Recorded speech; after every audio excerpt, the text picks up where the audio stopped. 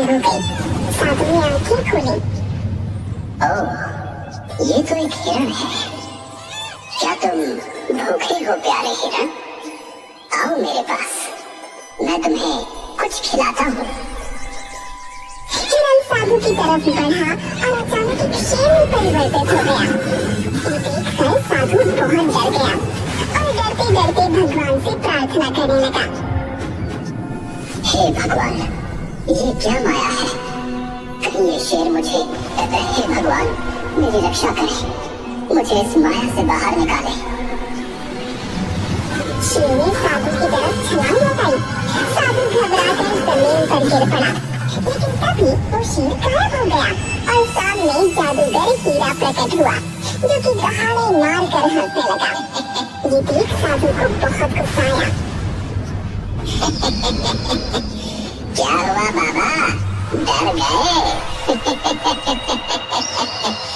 लोग तो आपको बड़ा महान समझते हैं, पर आप तो बड़े डरपोक निकले। एक मामूली शेर से डर गए आप। अच्छा जादूगर, तो ये तू कर रहा था? तेरी इतनी हिम्मत कि तू मेरा अपमान करे, मेरे साथ छल करे। जा, मैं तुझे श्राप देता हूँ कि तेरा परिवार तुझे भूल जाएगा। तू अब से अकेला रहेगा और अकेला ही भटकेगा। यही तेरे छल की सजा है, सजा है। अपना ये फालतू श्राप अपने पास ही रखो बाबा। मैं किसी श्राप वाप को नहीं मानता, और मेरा परिवार ऐसे कैसे मुझे भूल जाएगा। चलो, मैं तो चला। जादूगर ने साधु की बात को बिल्कुल गंभीरता से नहीं लिया और वो अपने घर पहुंचा, पर वहाँ सचमुच उसकी पत्नी और बेटे ने उसे नहीं पहचाना। ये देख जादूगर परेशान होता हुआ भगवान से बोला, हे भगवान, मेरी पत्नी तो मुझे सचमुच भूल गई और घर में भी घुसने नहीं दे रही। इसका मतलब उस साधु का श्राप सच हो गया है। मुझे ये सब सही करने उसके पास ही जाना पड़ेगा। जादूगर वापस उस साधु के पास जाकर उसके पैरों में गिर गया और उससे बहुत माफी मांगी। बहुत देर माफी मांगने के बाद साधु ने उससे कहा, मैं अपना श्राप तो वापस नहीं ले सकता, लेकिन श्राप को तोड़ने का एक तरीका बता सकता हूँ। तुमने मेरे साथ छल किया था, तो छल के विपरीत अब तुम्हें एक ऐसा व्यक्ति ढूंढना होगा जो इस राज्य में सबसे ज्यादा ईमानदार हो। जब वो व्यक्ति तुम्हारे बीवी बच्चों को बताएगा कि तुम उनके क्या हो, तब उन्हें सब याद आ जाएगा। बाबा इसमें तो काफी वक्त लग जाएगा। हाँ, लेकिन तुम कर्म करो, तुम्हें इसका फल जरूर मिलेगा। बस तुम जो भी करो उसे नेक दिल से करना। ये सुनकर जादूगर ने साधु को धन्यवाद कहा और सबसे ईमानदार व्यक्ति की खोज में निकल गया। दूसरी तरफ पड़ोस के गांव में एक सब्जी वाला रोहित अपनी बीमार माँ के साथ एक छोटे से कच्चे मकान में रहता था। वो हमेशा ईमानदारी और मेहनत से काम करता था। भैया एक किलो आलू दे दो। जी अभी देता हूँ। रोहित ने आलू तोड़े और ग्राहक को दिए। ग्राहक गलती से ज्यादा पैसे देकर चला गया, लेकिन रोहित तुरंत ही ग्राहक को आवाज देकर कहता है, भाई साहब आपने ज्यादा पैसे दे दिए, ये लो आपके बाकी पैसे। अरे धन्यवाद भैया, तुम तो सच में बहुत ईमानदार हो। अब तक तो सिर्फ सुना था तुम्हारे बारे में, आज देख भी लिया भैया। अरे इसमें धन्यवाद कैसा, ये तो आपके ही पैसे हैं।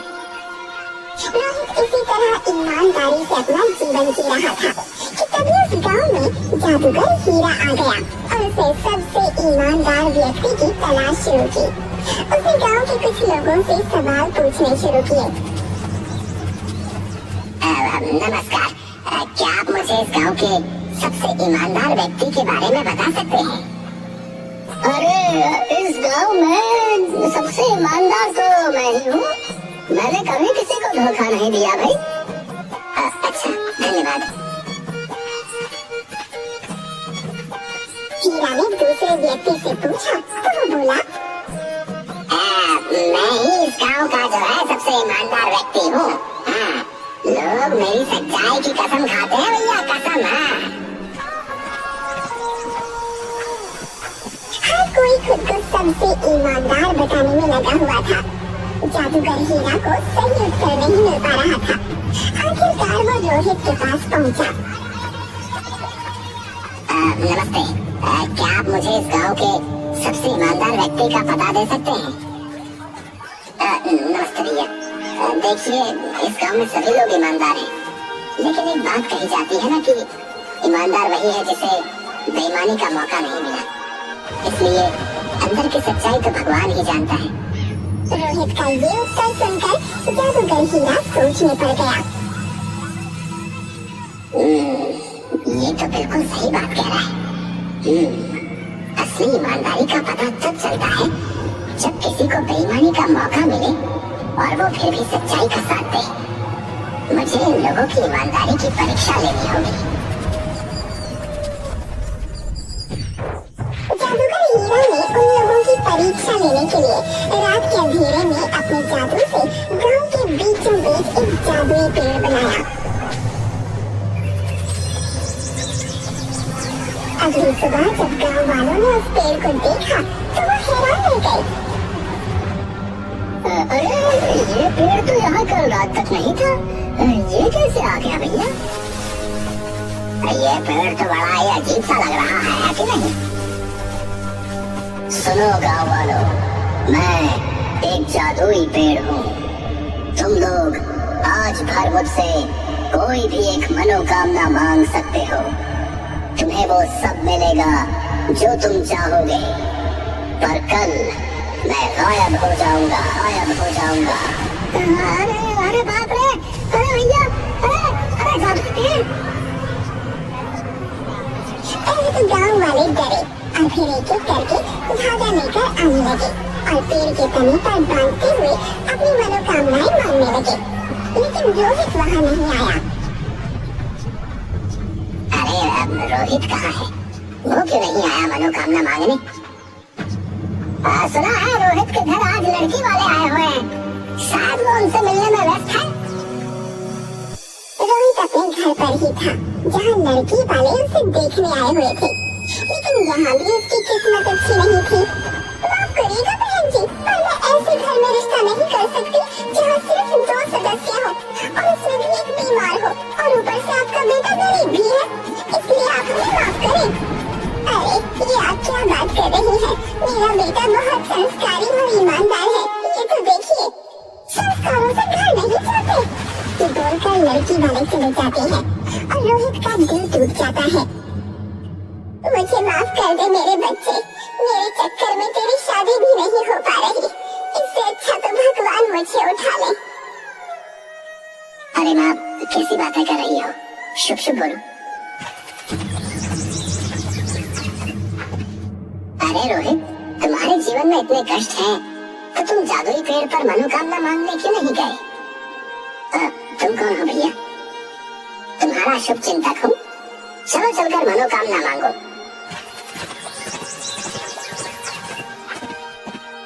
रोहित जाता है और मनोकामना मांगता है, लेकिन अगले दिन गांव में कुछ अजीब हुआ। लोगों की मनोकामनाएं गलत हाथों में पहुंच गईं। किसी ने धन मांगा था, लेकिन उसे किसी और के पास भेज दिया गया। किसी ने सोना मांगा था, लेकिन वो किसी और को मिल गया। ये क्या हो रहा है भैया? मैंने तो धन मांगा था, लेकिन मेरे पास तो किसी और की चीज आ गई।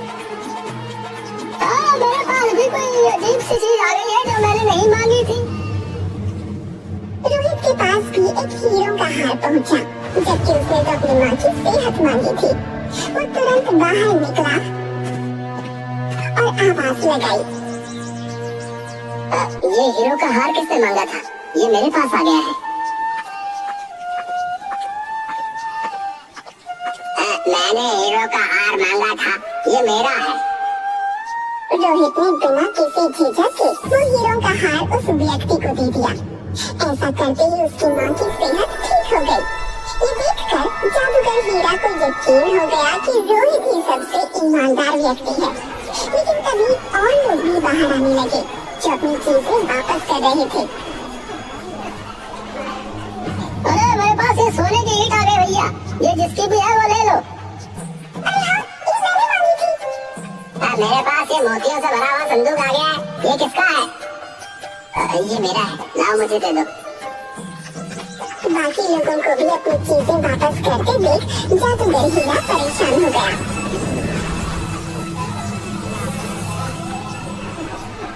हे भगवान, ये क्या चल रहा है? मुझे तो लगा था कि रोहित ही सबसे ईमानदार व्यक्ति है, पर यहाँ तो और लोग भी अपनी चीजें वापस कर रहे हैं। अब कैसे पता चलेगा कि सबसे ईमानदार कौन है? वो सब सोच ही रहा था कि तभी उसे एक विचार आया। यहाँ पर शायद लोगों ने ईमानदारी इसलिए भी दिखाई क्योंकि ये बात पूरे गांव के सामने थी। अब मुझे कुछ ऐसा करना पड़ेगा जो अकेले उनके लिए हो, तब पता चलेगा कि ईमानदार कौन है। ईमानदारी की असली परीक्षा अकेले में ही होती है। ये सोचकर जादूगर हीरा उन सभी लोगों के घर पर एक जादू करता है जिन्होंने अपना सामान लौटाया था। उन लोगों के घरों के आंगन की जमीन हिलने लगी और अचानक वहाँ से मिट्टी हटने लगी। अरे मुझे बाहर निकालो! अरे मुझे बाहर निकालो भैया! ये क्या हो रहा है? ये कैसी आवाज है? बेटा, हमारे आंगन में जरूर कोई खजाना है। मैंने अपने बड़े बूढ़ों से सुना है कि खजाना ही ऐसी आवाज देता है। ये आप क्या बोल रही हो माँ? अरे मैं सच कह रही हूँ, चाहे तो खुदाई करके देख ले। बाकी लोगों के घर भी यही हो रहा था। वो सब लोग खुदाई करते हैं और खजाना निकल आता है।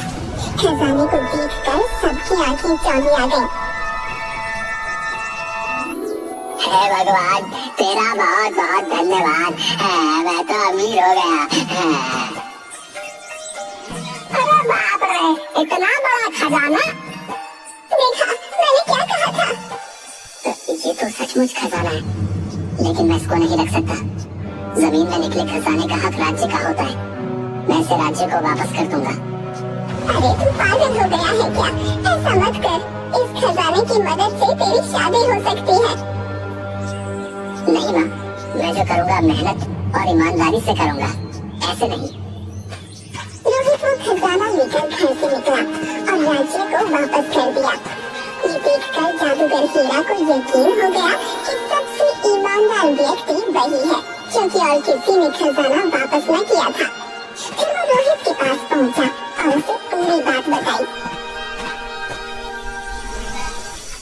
मैंने उस साधु के साथ बहुत बुरा किया, इसलिए उन्होंने मुझे श्राप दे दिया। और इस श्राप को तोड़ने का सिर्फ एक ही तरीका है कि इस राज्य का सबसे ईमानदार व्यक्ति मेरी पत्नी और बच्चे को मेरे बारे में बताए। इसीलिए मैं तुम्हारे पास आया हूँ, क्योंकि तुम ही इस राज्य के सबसे ईमानदार व्यक्ति हो। पर मैं कैसे मेरी इतनी सी बात मान लो, बदले में मैं तुम्हारा जीवन बदल दूंगा, तुम्हें धनी बना दूंगा, जिससे तुम्हारी शादी भी आसानी से हो जाएगी। नहीं, इसकी जरूरत नहीं है। मैं तुम्हारा काम कर दूंगा, मुझे कोई रिश्वत नहीं चाहिए। रोहित जादूगर हीरा के परिवार के पास गया।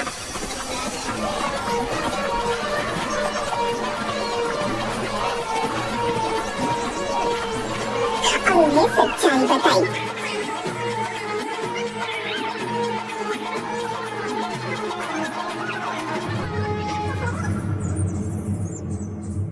बहन जी, ये आपके पति जादूगर हीरा है। इन्हें एक साधु के द्वारा श्राप लगा था, जिस कारण आप इन्हें भूल गई थी। रोहित के मुंह से ये सुनकर जादूगर हीरा की पत्नी और बच्चे को सब कुछ याद आ गया। अरे हाँ, मुझे सब याद आ गया। हीरा, तुम कहाँ थे इतने दिनों से? पिताजी, आप कहाँ चले गए थे? जादूगर हीरा ये देखकर खुशी से रोने लगा और उसने उन्हें पूरी बात बताई। धन्यवाद रोहित, तुम्हारी मदद से मेरा परिवार मुझे फिर से पहचान गया। मैं तुम्हारी मदद करना चाहता हूँ, कृपया मुझे करने दो। नहीं, मैंने तुमसे पहले ही कहा था ना, मुझे कोई रिश्वत नहीं चाहिए। तुम्हें कसम है कि तुम मेरे लिए कोई जादू नहीं करोगे।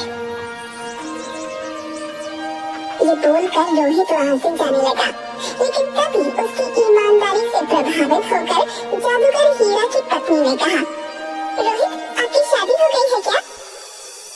जी नहीं। तो क्या आप मेरी बहन से शादी करेंगे? आप जैसे ईमानदार व्यक्ति से शादी करके मेरी बहन धन्य हो जाएगी। रोहित ये सुनकर हैरान रह गया और उसने हाँ कर दी। और कुछ इस तरह रोहित की ईमानदारी ने उसे न सिर्फ गांव में सम्मान दिलाया, बल्कि एक अच्छा जीवन साथी भी।